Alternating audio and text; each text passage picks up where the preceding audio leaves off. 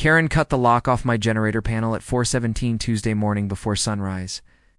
By Friday afternoon, she was explaining felony charges to a county prosecutor. The padlock cost $15 at the hardware store down the road. The attorney she hired afterward did not come nearly that cheap. My name is Marlon Drix, 71 years old, retired electrical grid engineer with 34 years at the Regional Utility Authority. I live alone on a corner lot in Cedarbrook Crossing in Alpharetta, Georgia. I am not a loud man. I'm precise. There is a difference, and Karen learned it painfully.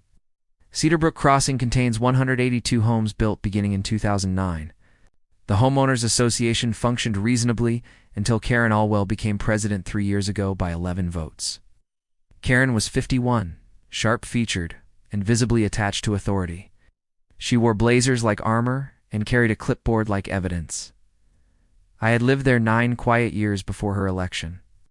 In that time, I received 2 minor fines.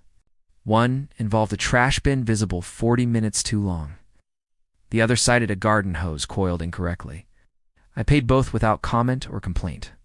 Petty fines were never worth strategic energy. The generator, however, was not petty. I installed a whole home standby generator in 2019 after a 6-day summer outage. 6 Georgia summer days without power is not inconvenience. It is hazard. I run medical equipment nightly requiring uninterrupted electricity. I hired licensed contractors and pulled every Fulton County permit required. I insisted on a manual isolation panel preventing grid backfeed due to line workers. Improper isolation kills people who trust lines are dead. My panel displayed my name and engineering license number. It was documentation, not decoration. Karen noticed the generator during a self-created compliance inspection. That inspection authority never existed in original community covenants. She knocked wearing a burgundy blazer and carrying a clipboard. She declared my enclosure exceeded accessory structure dimensions. She threatened daily fines of $150. I requested specific guideline language supporting her claim. She cited a clause about structures exceeding 8 feet. My generator sat on a concrete equipment pad, not structure. Fulton County permits confirmed that classification clearly. I responded in writing via certified mail that evening. I cited Georgia Building Code definitions and requested justification. The board answered instead with a fine notice dated retroactively. That was when I recognized the tactic immediately. Cert authority confidently, manufacture urgency, collect payment before scrutiny arrives. I did not pay the fine. I requested formal determination from Fulton County Building and Inspections. 11 days later, the county confirmed my installation was compliant. I forwarded that letter and requested written acknowledgement. Karen escalated instead of correcting course. The next notice claimed my generator posed electrical hazard. The HOA demanded disconnection pending independent inspection arranged by them. I called my attorney Priya Rowe that morning. Priya reviewed every permit, letter, and covenant clause carefully. She told me plainly they could not legally touch that equipment. She warned that unauthorized access would constitute criminal trespass and theft of services.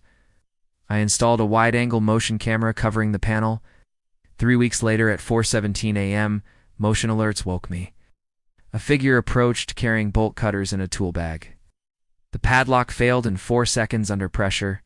The panel opened, and a heavy extension cable connected to my auxiliary terminal. The cable ran through my fence toward the northern property.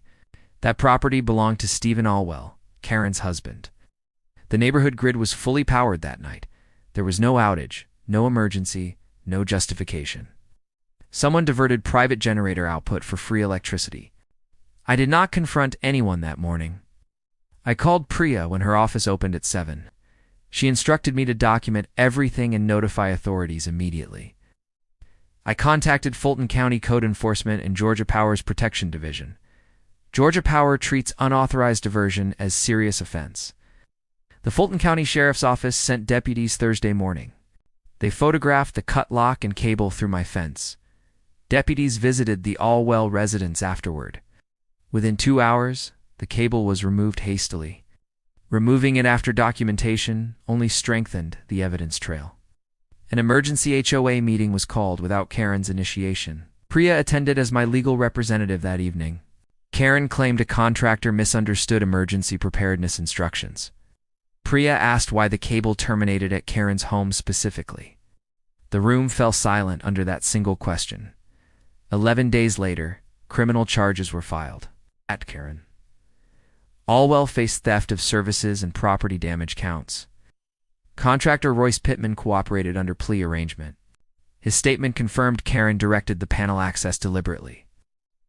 Douglas Finn became interim president and apologized formally. I required written vacating of fines and independent legal review. The board agreed and amended compliance procedures. Karen later pleaded guilty to theft of services. She received probation, restitution orders, and community service requirements. My civil claims settled through insurance before trial. Legal fees, security upgrades, and medical stress costs were covered. I did not pursue maximum damages available. My objective was correction, accountability, and boundary enforcement. 14 months later, Karen moved from Cedarbrook Crossing quietly. My generator remains on the same pad with stronger hardened steel lock. I wake each morning in a house that is mine, powered lawfully, undisturbed, and finally respected.